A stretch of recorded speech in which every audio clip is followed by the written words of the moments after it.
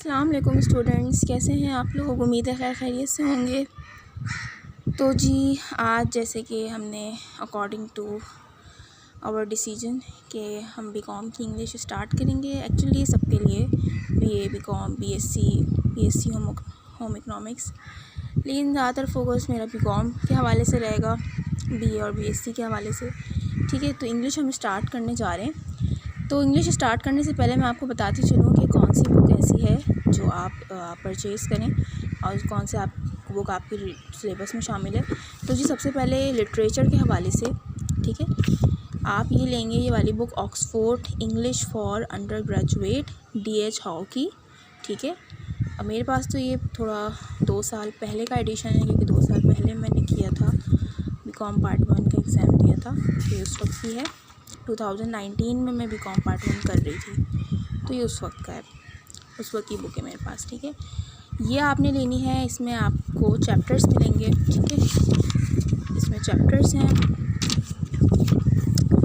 तकरीबन आपके पास ये आर्ट्स फर्स्ट ट्रैफिक नाइटमेयर, ये आज हम पढ़ेंगे। ये चैप्टर्स हैं आपके। ठीक है, इसमें आप चैप्टर्स पढ़ेंगे और इन्हीं चैप्टर्स से आपका आता है सीन पैसेज।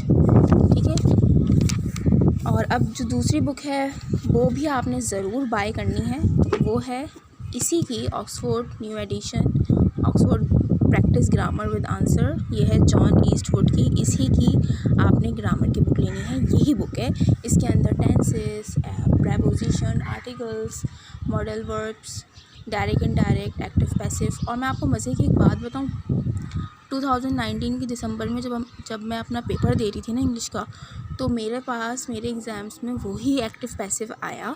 एक्टिव पैसिव का एक पैसेज होता है, तो हमें उसको पैसिव में करना होता है।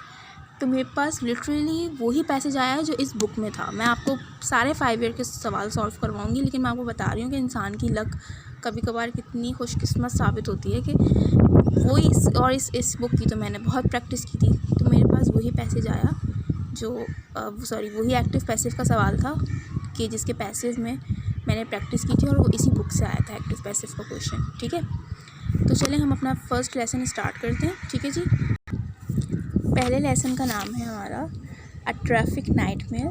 ठीक है, तो इसमें इस तरह का है, ये है यूनिट 1। सबसे पहले आपके पास एक रीडिंग है। ठीक है, उसके बाद जब आप रीडिंग कर लेंगे तो आपने डायरेक्ट इस पेज पे आना है। इस आर्टिकल को आपने पढ़ना है। जब आप इस आर्टिकल को पूरा पढ़ लेंगे, इस चैप्टर को आप पूरा पढ़ लेंगे, तो उसके बाद यहाँ पे कुछ सवाल दिए हैं आपको MCQ की शक्ल में, तो आपने उसके जवाब देने हैं। ठीक है, अच्छा बेसिकली ये बीच रोड ट्रैफिक नाइटमेयर रेजिडेंस से स्टॉप, इसका अब आप लोग ये सोच रहे होंगे कि इसका राइटर कौन है। तो मैं आपको ये बताती चलूँ कि आपको इसके राइटर का नेम नहीं दिया हुआ, क्योंकि देखिए राइटर उस चीज़ का होता है जिसने कोई कहानी लिखी होती है, जिसने कोई बात लिखी होती है, या जिसके बारे में हम पढ़ रहे होते हैं। अल्दो वैसे इनको राइटर का नेम देना चाहिए था, लेकिन आई थिंक इन्होंने दिया हुआ नहीं है, क्योंकि 2 साल पहले भी जब मैंने पढ़ा था तो मुझे भी नज़र नहीं आया था। लेकिन अगर मैं दोबारा से वैसे कोशिश करूँगी दोबारा से ढूंढने की, अगर उन्होंने दिया हुआ हो तो मैं ज़रूर बताऊँगी। ठीक है, तो खैर अब हम अपना लेसन स्टार्ट करते हैं। तो सबसे पहले हम पढ़ते हैं यूनिट 1 रीडिंग। तो ये है कि traffic arrangements affect drivers, pedestrians and shop owners. However, when these arrangements are in the area where you live, you may have particularly strong views about them. New traffic arrangements have been introduced in the beach road area. How do people who live in the beach road feel about them? Read the newspaper article on page 3 to find out. देखें, सबसे पहले इसको पढ़ने से पहले इन्होंने एक climax यहाँ पे दे दिया है कि इसमें बेसिकली बोला क्या गया है। एक्चुअली ये एक इलाका है बीच रोड का। ठीक है, वहाँ पे ट्रैफिक अरेंजमेंट्स जो है, वहाँ के जो काउंसलर थे उन्होंने बीच रोड एरिया की ट्रैफिक अरेंजमेंट को चेंज किया। ठीक है, ताकि वहाँ पे जो पैदल चलने वाले हैं, पेडेस्ट्रियन कहते हैं पैदल चलने वाले को, ड्राइवर्स और शॉप ऑनर्स के लिए एक पर्टिकुलरली जो है ना एक न्यू अरेंजमेंट बनाई जाए, जिसकी वजह से उनको ज़्यादा आसानी हो। तो उन्होंने पुरानी अरेंजमेंट में कुछ ऐसी चेंजेस कर दी कि वो वहाँ के रिहायशियों के लिए आसानियाँ पैदा होने के बजाय मुश्किलात खड़ी हो गई। और उन्होंने इसके ख़िलाफ़ कि हमारे इलाके की अरेंजमेंट उन्होंने ख़राब कर दी है, तो इसके ख़िलाफ़ इन्होंने एक प्रोटेस्ट निकाला। ठीक है, इन्होंने एक प्रोटेस्ट किया। प्रोटेस्ट कहते हैं एहतजाज किया कि हम इस न्यू अरेंजमेंट से इत्तेफाक नहीं करते, बराए मेहरबानी हमें दोबारा जो हमारे इलाके की जो दोबारा पहले की जो ट्रैफ़िक अरेंजमेंट थी वो हमें वापस वैसी ही बहाल कर दी जाए, क्योंकि न्यू अरेंजमेंट से वहाँ के रेजिडेंट खुश नहीं थे। आई होप कि आप लोगों को ये इसका थोड़ा सा कॉन्सेप्ट समझ में आया होगा इस आर्टिकल का। मैंने आपको पहले बताया था ना कि ये आर्टिकल है, न्यूज़पेपर आर्टिकल, तो इसलिए इन्होंने राइटर का नाम नहीं दिया। ठीक है, चलें अब हम आर्टिकल की जानिब पर बढ़ते हैं, क्योंकि इसमें बहुत सारे मज़े के ईडियम्स, मज़े के वर्ड्स आने वाले हैं जिनको बताने के लिए मैं बहुत एक्साइटेड हूँ। ठीक है, ओके। बीच रोड ट्रैफिक नाइटमेयर।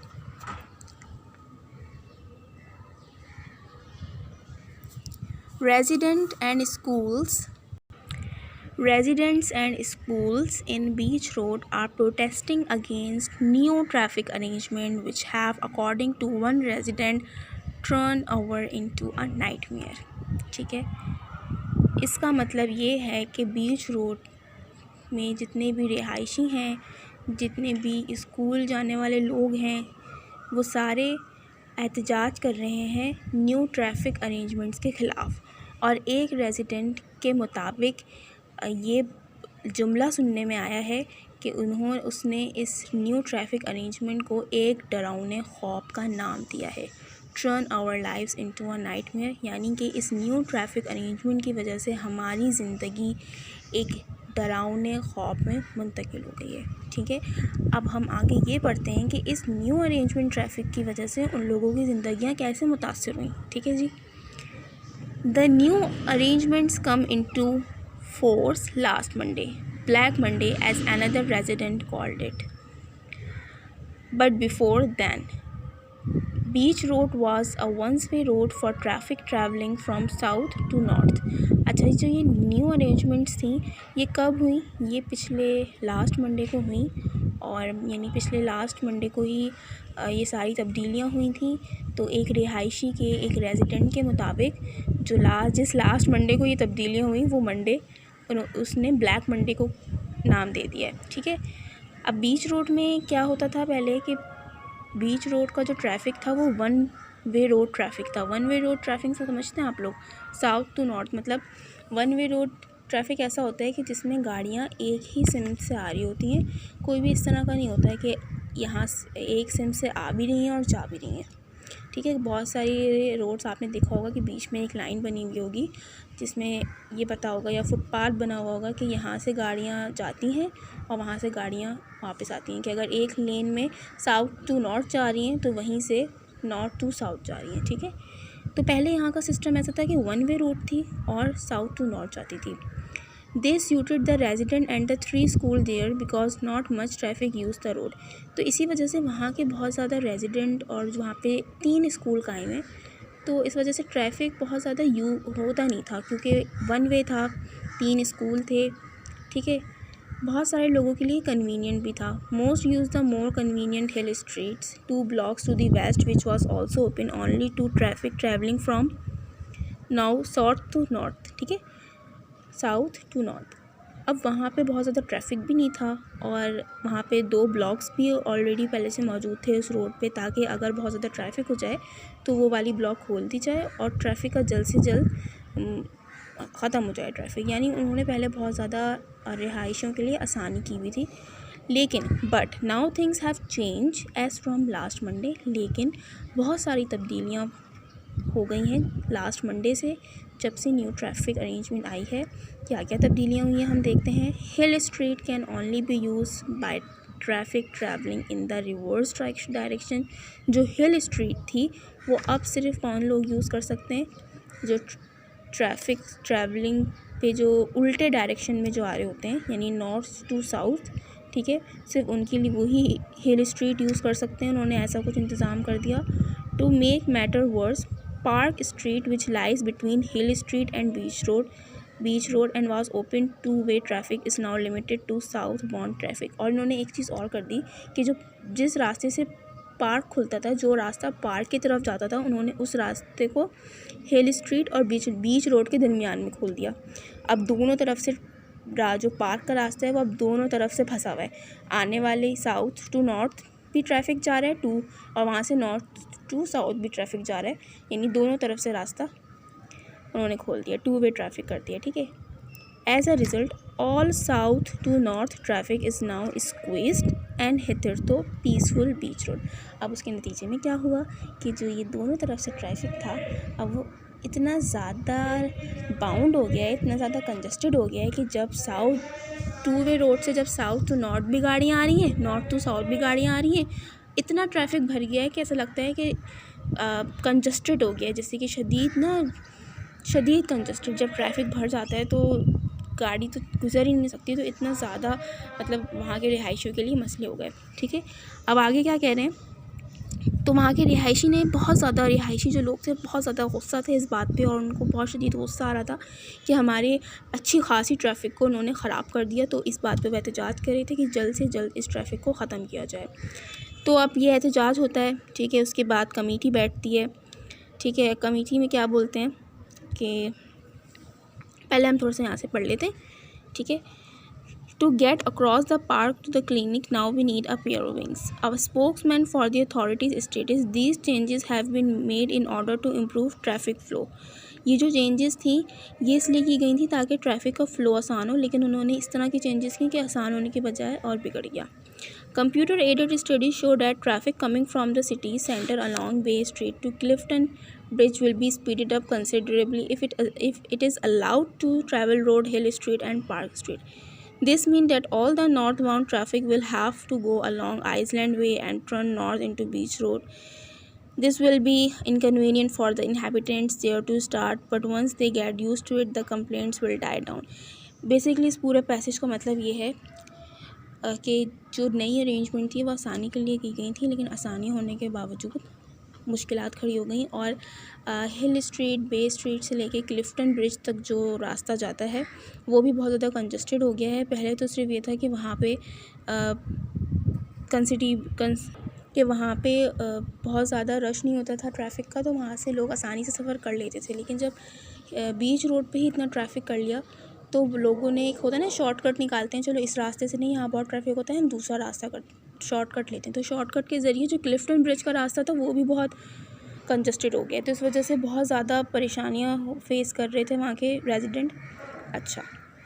अब उन्होंने क्या किया, एक पैदल चलने वाले asked if there were any plans to install a pedestrian crossing as already demanded by some resident.